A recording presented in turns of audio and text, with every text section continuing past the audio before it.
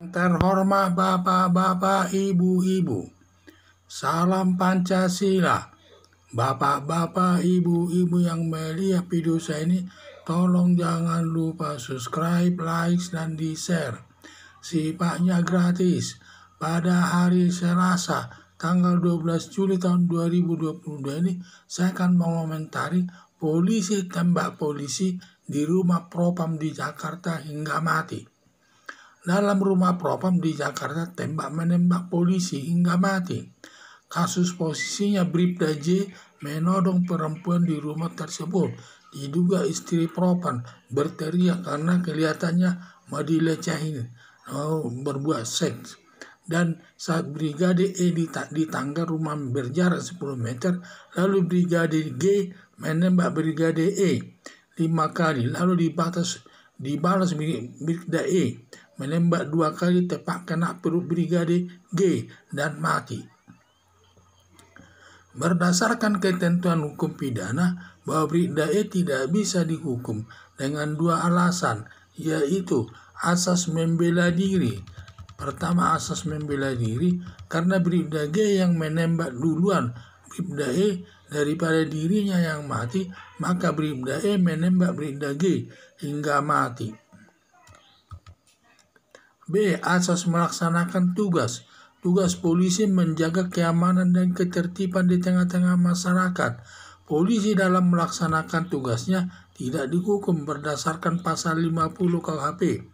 Bribda E menembak Bribda J termasuk melaksanakan tugasnya untuk menjaga keamanan ibu yang ditodong Bribda G tersebut. Seperti contohnya, maling di pasar disuruh berhenti dengan menembak peringatan ke atas 3 kali, tetapi tidak berhenti. Lalu polisi menembak kakinya, ternyata kena perutnya hingga mati. Dalam hal ini polisi yang menembak tidak bisa dihukum.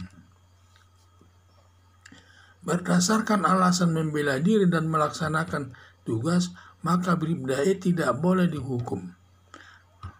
Ada beberapa asas lagi dalam hukum pidana tersebut. Melakukan perbuatan kejahatan tetapi tidak bisa dihukum, disebut alasan pemaaf, seperti asas not where excess atau keadaan darurat. Apabila suatu kapal ada tenggelam, di mana yang tenggelam itu hanya ada satu pelampung, digunakan 2 orang sehingga tidak bisa mengapungkannya, sehingga seseorang itu membunuh temannya itu, sehingga dia bisa terapung, sehingga daripada dua-duanya mati, lebih baik mati satu. Nah, ini namanya keadaan darurat. Kalau dia melakukan pembunuhan tersebut, tidak bisa dibunuh, tidak bisa dihukum. Asas keadaan terpaksa. Jadi kalau ada polisi menjaga demonstrasi, di mana para demonstran tersebut mendesak ke polisi, karena dia sudah terdesak, tidak lagi jalan keluarnya, terpaksa dia mengeluarkan tembakan, menembak para demonstran tersebut. Hal ini tidak bisa dihukum. Demikian juga asas lewat waktu. Jadi suatu perbuatan korupsi, semua perbuatan kejahatan ada batas waktu penuntutannya, yaitu melakukan perbuatan melanggar percetakan, ancaman hukumannya 3 bulan ke bawah. Dimana kalau melaksanakan perbuatan tersebut dalam batas waktu 1 tahun, tidak bisa lagi dituntut. Demikian juga perbuatan kejahatan dengan ancaman hukumannya 3 tahun, 3 tahun ke bawah. Apabila sudah lewat batas waktu 6 tahun, tidak bisa lagi dituntut orang tersebut. Demikian juga perbuatan yang ancaman hukumannya di atas 3 tahun, di mana batas waktu penuntutannya ada 12 tahun. Dan juga suatu perbuatan yang ancaman hukumannya hukuman mati seumur hidup, batas waktu penuntutannya adalah 18 tahun. Kalau sudah lewat 18 tahun, maka orang yang tersebut tidak boleh dihukum lagi. Seperti perbuatan korupsi, kalau sudah lewat 18 tahun, tidak bisa dihukum lagi. Dan sudah termasuk orang biasa, dia tidak boleh lagi dikejar-kejar polisi hal tersebut. Jadi harapan saya, Bribda E jangan sampai diperiksa polisi dan dihukum. Bila sampai dihukum, Bribda E yang berdampak nanti ke polisi yang lain, tidak mau melaksanakan tugasnya dengan baik. Yang bisa menjadi polisi, yang terjadi nanti polisi selalu mencari alasan tidak melaksanakan tugasnya sebagaimana seharusnya dilaksanakan.